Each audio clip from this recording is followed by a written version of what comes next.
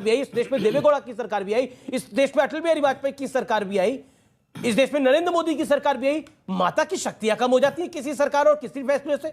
क्या आपको लगता नहीं है कि ये कहना अपने आप में गलत है? देखिए अमीश देवगन, मैं ना तो ये क्या कह रहे हैं, ये क्या कह रहे हैं, मैं तो राहुल गांधी की बात कर रहा हूं, इसीलिए मैं न शहजाद की बात कर रहा हूं, न संबित की बात कर रहा हूं, न शादाब भाई की बात कर रहा हूं। मैं तो आचार्य जी, महापुरुष जी जो आपने बोला, राहुल जी, राहुल गांधी जी की बात कर रहा हूं। मैं जवाब दे रहा हूं। मैं शुरू करता हूं, उस पर बीच में आप बोल पड़ते हैं, इसलिए ये व्यवधान उत्पन्न हो जाता है। मेरी बात को पूरा होने दीजिएगा। छाती पर पत्थर रखा है, छाती पर। मैं इनसे, मेरी संवेदनाएं हैं, मैं इनकी स्थिति जानता हूँ। आप छाती से पत्थर उठा दीजिए ना। आचार्य जी, ये भी आपके लिए है।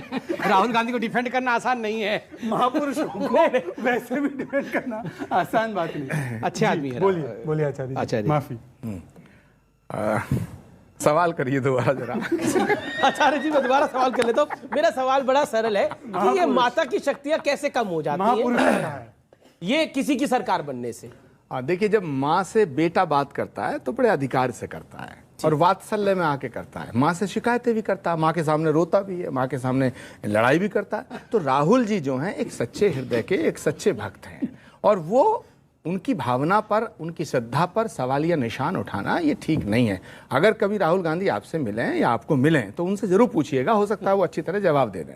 मैं आपसे जान रहा हूं, आप इतने बड़े आध्यात्मिक गुरु हैं, मैं आपसे जान रहा हूं, क्या किसी की सरकार बनने से, कल को हो सकता है कि ये नरेंद्र मोदी की सरकार चली जाए, उसके बाद आपकी सरकार आ जाएगी, तो माता की शक्तियां बढ़ जाएंगी?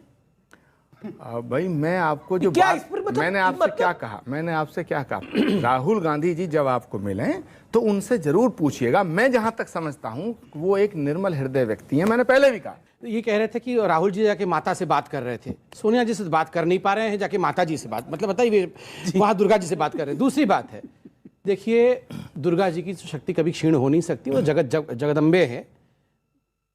किसी की अगर किसी माता की शक्ति कम हुई है इस काल में तो वो केवल सोनिया जी है।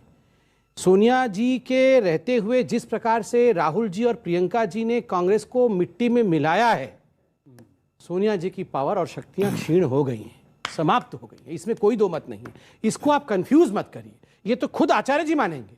और देखिए, मैं हाथ जोड़ के, इसमें कोई राजनीति नहीं करना चाहता, कृपया करके हिंदू देवी देवताओं को, अल्लाह को भी, जीसस को भी, वाहेगुरु को भी आप राजनीति से बाहर रखिए। ये इस प्रकार से, ये वाहेगुरु जी का हाथ है, ये कांग्रेस का हाथ, कांग्रेस का हाथ वाहेगुरु जी का हाथ है। आप किसी सिख भाई को बोलिए, वो नाराज हो जाएंगे।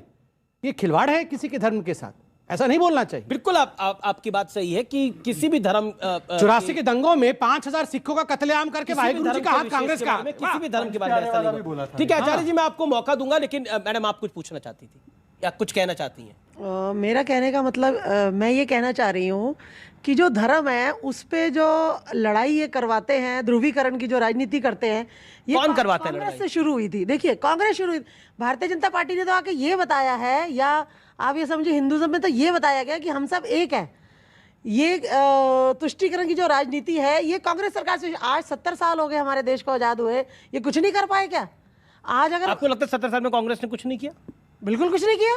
क्या किया मुझे बताइए? आज राहुल जी बात करते हैं गरीबी पे, क्यों गरीबी 70 साल में क्या थी? आज किसी बात पे बात करते हैं सड़कों पे, क्यों 70 साल में इन्होंने क्या किया?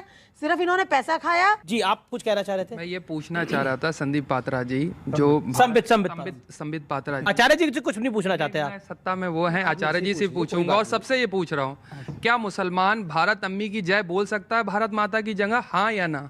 आप इस नारे, क्या बोल सकते हैं? भारत अम्मी की जय बोल सकता है? भारत अम्मी की जय बोल सकता है, जहां भारत माता को भारत माता से जोड़ते हैं? क्या हम इस तरीके से कर सकते हैं इस चीज को? देखिए, मेरे को तो बड़ा आश्चर्य हो रहा है। वैसे मेरे भाई ने सवाल पूछा कि भारत माता की जय के बदले क्या मुसलमान, सैयद साहब ने पूछा कि भारत माता की जय के बदले भारत अम्मी की जय, तो इसका डेमोन्स्ट्रेशन ये आप शहजाद जी जरा भारत अम्मी की जय बोल के दिखाइए। देशभक्ति दिखाने के लिए, नहीं बोल रहा हूँ, देशभक्ति दिखाने के लिए किसको क्या स्लोगन बोल रहे हैं? नहीं बोल रहे हैं, आपकी बात। और अमीश भाई, नहीं 10 सेकंड, अमीश भाई कंप्लीट करें। अमीश भाई कंप्लीट। अच्छा, अपनी देशभक्ति दिखाने के लिए अलग अलग लोगों ने नारे इस्तेमाल किए। और एक बात बता दो, कारगिल की लड़ाई भारत माता की जय नहीं, नारे तकबीर अल्लाहू अकबर से जीती गई थी। तो मैं देशभक्ति के लिए नारे तकबीर बोल रहे हैं आप, क्या बोल रहे हैं? ये मैं सबूत के साथ, ये ना क्यों लगाए गए थे वो भी बता दूंगा, क्यों लगाए गए थे वो भी बता दूंगा मैं। मतलब क्या बोल रहे हैं आप? सोचिए, कहाँ आप मतलब यहाँ पर भी आप कारगिल की लड़ाई को भी आप यहाँ सांप्रदायिकता के पूरे ढोंग में फंसाना चाहते हैं?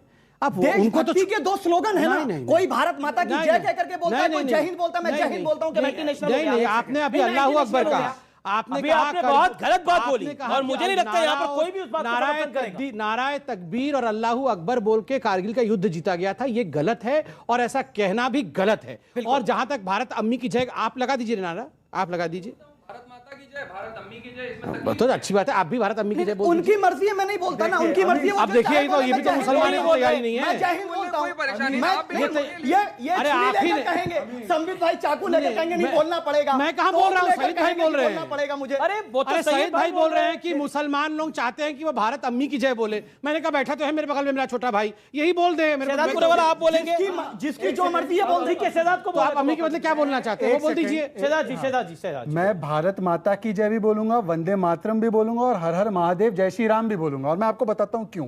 क्योंकि ये नारे जो थे भारतीय जनता पार्टी के आने से कई वर्षों पुराने के नारे। जय श्री राम तो 5000 साल पुराना है, वंदे मातरम और भारत माता की जय, माफ कीजिएगा, जब भारतीय जनता पार्टी तो 1980 में बनी है, उससे कई वर्षों पहले भारत की आजादी की लड़ाई जो लड़ी गई, इसको एकत्रित करने वाले नारे ये नारे थे। और उस समय कोई ये नहीं देखता था कि हम बीजेपी है या हम कांग्रेस है, वो देखते थे हम भारत माँ के लिए लड़ते हैं। चलिए इनको अम्मी पसंद है तो अम्मी का शब्द इस्तेमाल करें, पर मैं आचार्य जी से यही कहता हूं, हमेशा कहता, 10 मिनट पहले कहा था कि इनसे आप जो उम्मीद करते हैं ना इनसे कि आप नाराय तकबीर लगाएंगे तो ये लगाएंगे हर हर महादेव, आप कहेंगे कि मैं इफ्तार करवा दूं मंदिर में तो ये मस्जिद में खोल देंगे दरवाजे, ये आपके सामने नमूना खड़ा है और ये अपने आप को क्षत्रिय बता रहे हैं।